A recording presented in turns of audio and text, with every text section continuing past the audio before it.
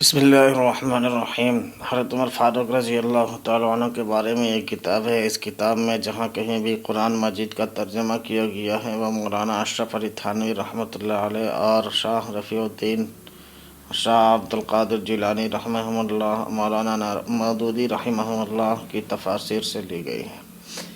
تو چلیے شروع کرتے ہیں۔ عہد جاہلیت کا ایک ورق۔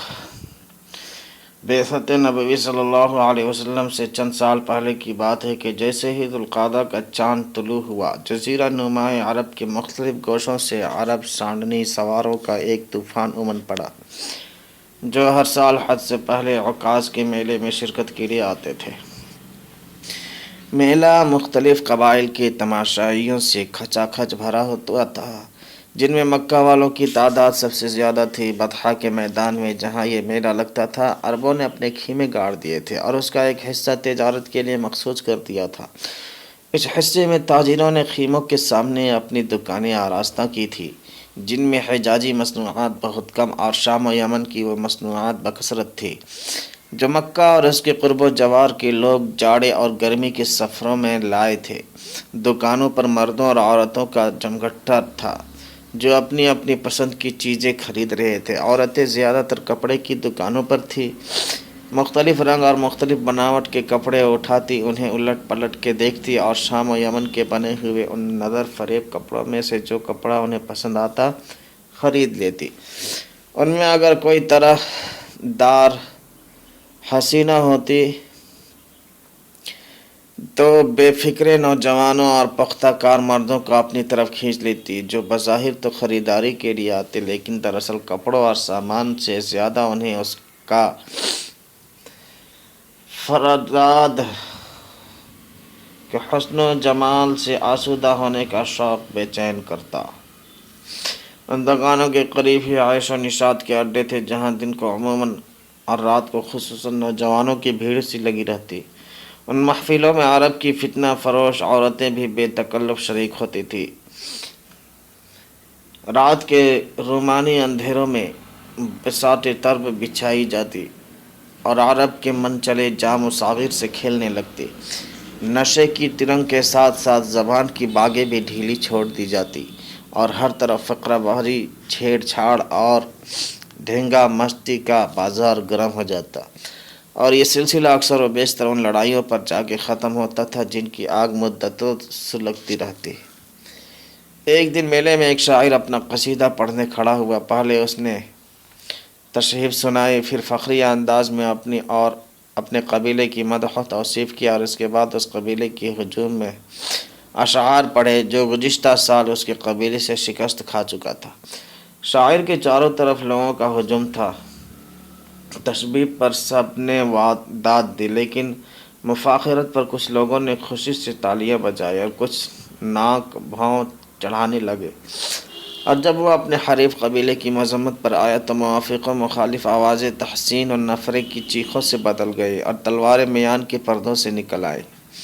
قصیدہ ختم ہونے کے بعد ایک کار آزمودہ بزرگ اٹھا اور بھپھرے ہوئے نوجوانوں کو سمجھا بجھا کے ان کا جوش ٹھنڈا کیا۔ قصیدہ سننے والوں میں ایک نوجوان بھی تھا، عمر 20 سال سے کچھ زیادہ، مضبوط کثرتی جسم، بالا بلند، اتنا کہ مجمع میں سب سے نمایاں اور رنگ میدہ اور شباب۔ شاعر قصیدہ پڑھ رہا تھا اور وہ جھوم رہا تھا، گویا سخن فہمی کا بہت ہی پاکیزہ اور بلند مذاق رکھتا ہے۔ لوگوں کی چیخ و پکار میں اس نے کوئی حصہ نہیں لیا، اس لیے کہ اسے شاعر اور اس کے قبیلے کی مفاخرت سے کوئی غرض نہ تھی، نہ اس کے حریف قبیلے کی مذمت سے کوئی واسطہ۔ وہ نہ اس قبیلے سے تعلق رکھتا تھا نہ اس قبیلے سے، بلکہ شاید وہ دونوں قبیلے اس کے وطن سے کوسوں دور کے تھے۔ اسے اگر دلچسپی تھی تو ان اشعار سے جو وہ سن رہا تھا۔ شاعر نے جب اپنا قصیدہ ختم کیا اور اس عقل مندی بزرگ نے مجمع کو آشتی و سلامتی کی تلقین کی تو بھی وہ چپ چاپ بیٹھا رہا۔ ہنگامہ شروع ہونے کے بعد وہ اٹھا اور اپنے دوستوں کے ساتھ وہاں سے چل پڑا۔ وہ اس قدر تیز گام تھا کہ ساتھ چلنے والے ہانپے جا رہے تھے۔ انہوں نے اسے باتوں میں لگانا چاہا کہ شاید اسی طرح اس کی رفتار کچھ سست ہو جائے، لیکن یہ کوشش بھی عقارت گئی۔ بات یہ تھی کہ بلند قامت کی وجہ سے اس کا قدم ہی لمبا پڑتا تھا اور آہستہ چل ہی نہ سکتا تھا۔ ہوتے ہوتے باتوں میں شدت اور کرختگی پیدا ہو گئی۔ نوجوان چلتے چلتے ٹھہر گیا، اس کی آنکھیں سرخ ہو گئی اور غیظ و غضب کے آثار اس کے چہرے سے جھلکنے لگے۔ ایک گہرا سانس لے کر اس نے اپنی مونچھوں پر تاؤ دیا اور کہا، تم مجھے اس چھوکرے سے ڈراتے ہو؟ میں خطاب کا بیٹا نہیں، اگر ہاتھ ملتے ہی اسے زمین پر نہ دے میرا۔ یہ کہہ کر وہ پہلے سے بھی زیادہ تیز چلنے لگا۔ اب اس کے ساتھی چل نہیں رہے تھے، دوڑ رہے تھے۔ یہ ٹولی اکھاڑے میں پہنچی جہاں بہت سے